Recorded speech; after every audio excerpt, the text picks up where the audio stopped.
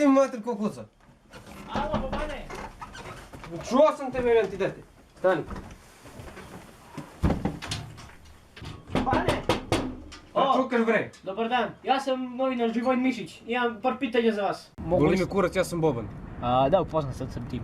Mogu li se vama da obavim jedan mali intervju? Ne može, sačekaj tu. Šta bi da čekamo? Bobane, gdje ste Bobane? Marš bre, belo vam dete!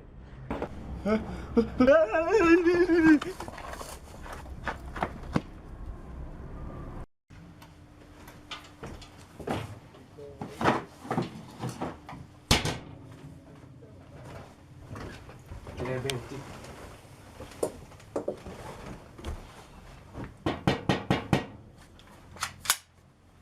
Ko je više?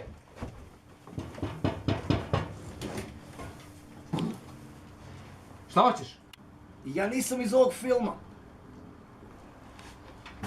Nemate više, pravi moralista i nacionalista. U duši romantik, čovjek tradicionalista. U 21. veku brkove i dalje furam. Nosim prsluk, a majicu u frke naguram.